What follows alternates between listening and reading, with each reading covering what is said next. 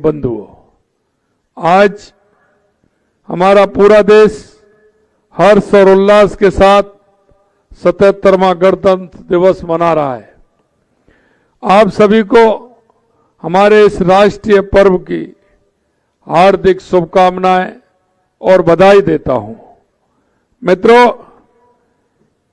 मैं मातृभूमि की स्वतंत्रता के लिए अपने प्राणों का बलिदान देने वाले असंख्य स्वतंत्रता सेनानियों को नमन करता हूं और ऐसे उन सभी महान विभूतियों को श्रद्धा सुमन भी अर्पित करता हूं। आजादी हमें आसानी से नहीं मिली, इसके पीछे लाखों स्वतंत्रता सेनानियों का त्याग और बलिदान है।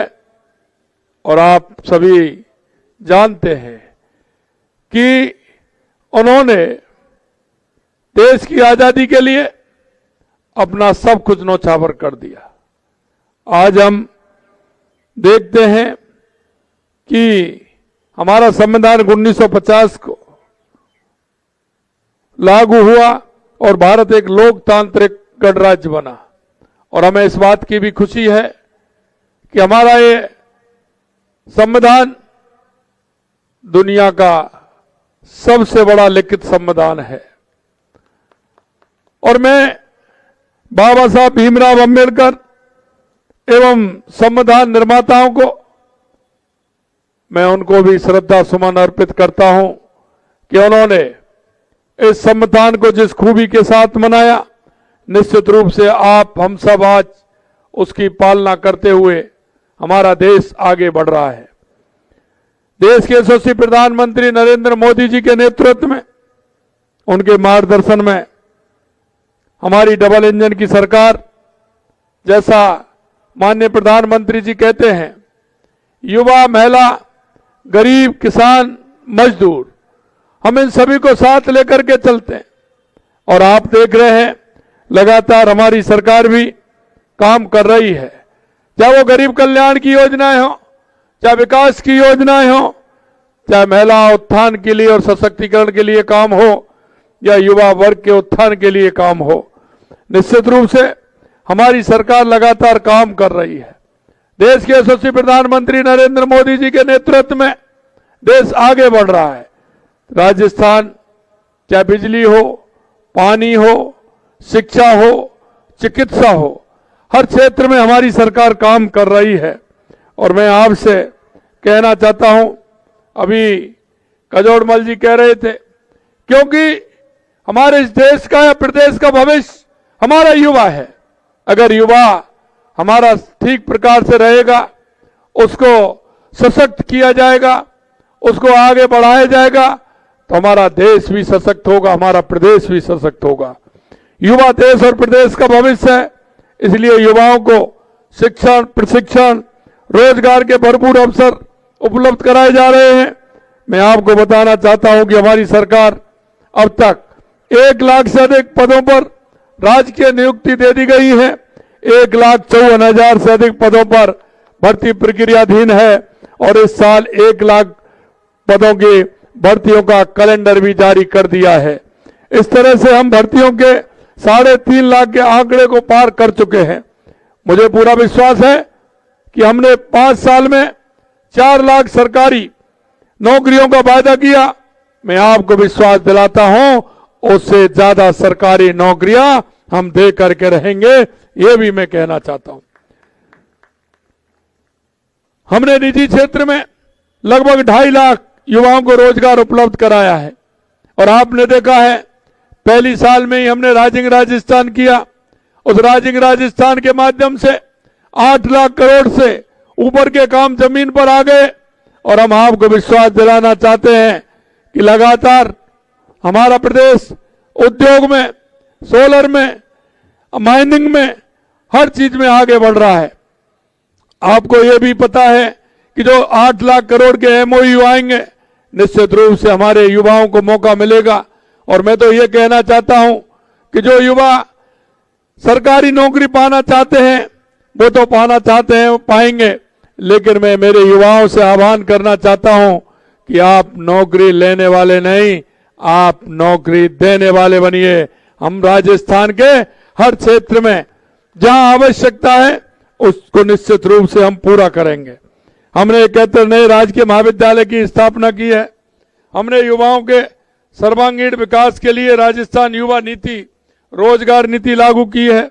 हम चाहते हैं कि प्रदेश का युवा रोजगार चाहने वाला नहीं बल्कि देने वाला बने। इसके लिए मुख्यमंत्री युवा स्वरोजगार योजना की भी शुरुआत की है। राज्य के 18 से 45 वर्ष की आयु के युवाओं को ब्याज मुक्त ऋण प्रदान करने की उद्यमता की ओर प्रेरित करना है। इस योजना का मुख्य लक्ष्य है 3,37,000 से अधिक युवाओं को कौशल प्रशिक्षण दिया गया है। करीब 2 लाख युवाओं को इंटर्नशिप कार्रवाई की गई है। 65 आई स्टार्टअप लॉन्च पैड नेस्ट स्थापित किए गए हैं। 658 स्टार्टअप को करीब 22 करोड़ की सहायता प्रदान की गई है। मैं आपको यही कहना चाहता हूं कि हमारा प्रदेश, चाहे वो हमारा किसान हो, चाहे हमारी महिला हो, हमारा गरीब हो, हमारा युवा हो, हम सबको लेकर के साथ चलते हैं। क्योंकि हमारे ये चारों अगर सशक्त होंगे तो निश्चित रूप से हमारा प्रदेश सशक्त होगा और देश के यशस्वी प्रधानमंत्री नरेंद्र मोदी जी के नेतृत्व में जो विकसित भारत की हमारी कल्पना है, निश्चित रूप से उसको साकार कर पाएंगे। भाइयों बहनों, मैं आप सभी साथियों से कहना चाहता हूं कि सचिवालय कर्मचारी कल्याण के लिए हमारी सरकार पूरी तरह से प्रतिबद्ध है। मेरे भाई और बहनों, क्योंकि आज गणतंत्र दिवस है, हम ये भी चाहते हैं कि हमारा हर व्यक्ति हमारे इस राष्ट्र के विकास में अपना योगदान दे। योगदान किस प्रकार से कि जो जिम्मेदारी हमको मिली है उस जिम्मेदारी को हम किस तरह से पूरा कर सकते हैं। हम देखते हैं कि हमारा चाहे अधिकारी हो, चाहे कर्मचारी हो, चाहे हमारा किसान हो, हमारा नौजवान हो, हमारा दुकानदार हो, हमारा उद्योगपति हो, कोई भी व्यक्ति हो, हर व्यक्ति का इस राष्ट्र के विकास में योगदान होता है। जब हम हमारी जिम्मेदारी को समझते हैं और जिम्मेदारी को समझते हुए हम उस काम को आगे बढ़ाते हैं तो मित्रों, कड़ी से कड़ी जुड़ती है।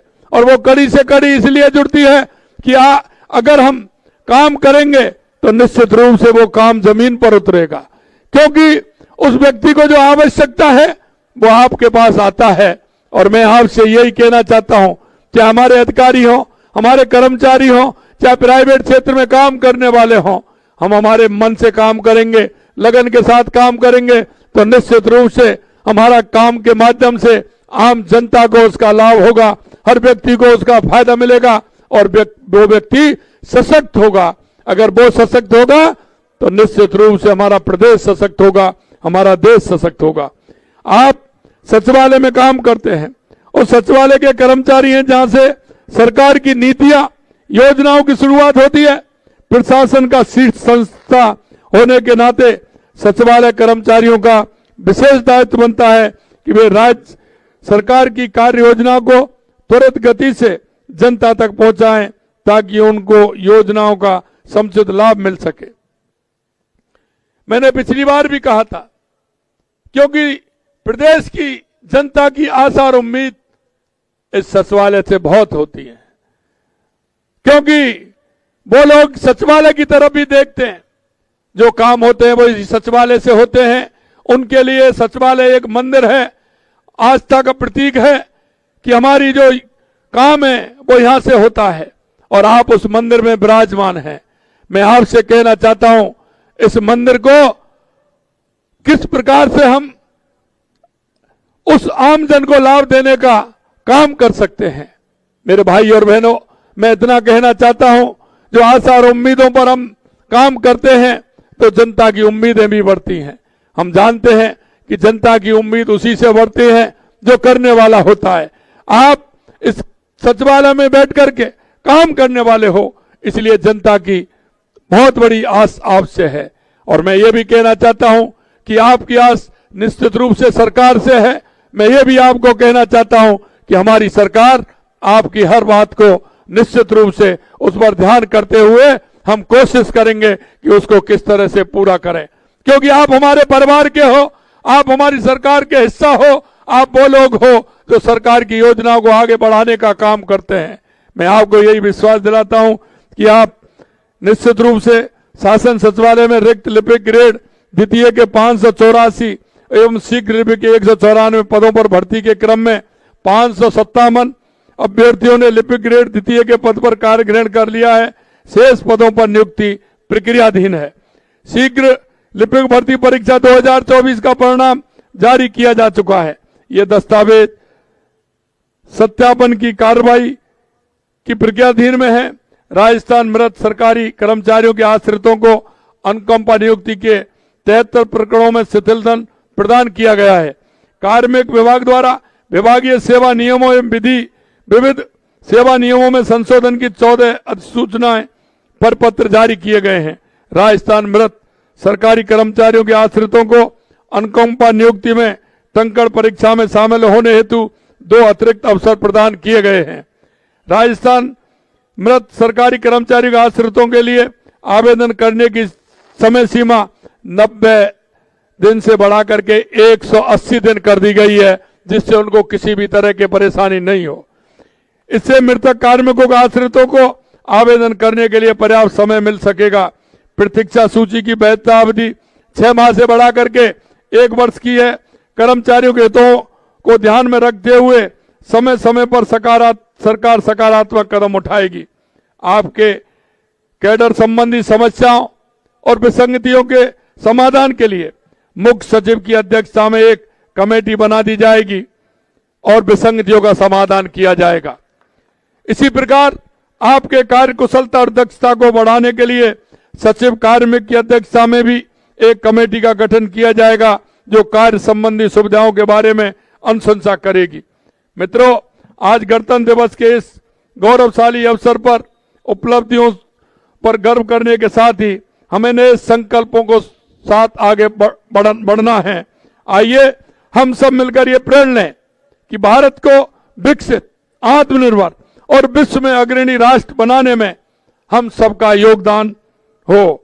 हम अपने देश की एकता और अखंडता की रक्षा करेंगे, स्वच्छता, शिक्षा, पर्यावरण संरक्षण को बढ़ावा देंगे, समाज में भाईचारा, प्रेम और सद्भाव बनाए रखेंगे। सभी को मैं इसी आशा और विश्वास के साथ कि आप निश्चित रूप से जो जनता की इच्छा और अपेक्षा आपसे और सचिवालय से है, निश्चित रूप से सरकार और आप हम सब मिलकर के उसको पूरा करेंगे। आप निश्चिंत रहिए। हम कहते हैं कि राजस्थान की जनता के लिए, चाहे हमारा युवा हो, महिला हो, किसान हो, मजदूर हो, हमारा कर्मचारी हो, सबको साथ लेकर के हम चलेंगे और सबको साथ लेकर के हम उनकी मूलभूत सुविधाएं और उनकी समस्या का समाधान करने का पूरा प्रयास करेंगे। आप सभी को मैं बहुत बहुत शुभकामनाएं देता हूं कि आप ये कार्यक्रम हमेशा इस तरह से करते हैं। ये बहुत अच्छी बात है कि हमारे सचिवालय के सभी कर्मचारी उसमें उपस्थित होते हैं। मैं यही कहूंगा कि आप जिस आशा और उम्मीद के साथ राजस्थान की जनता को जो आपसे है, उसके अनुरूप आप काम करेंगे। पुनः मैं गणतंत्र दिवस की आप सभी को पुनः बहुत बहुत शुभकामनाएं।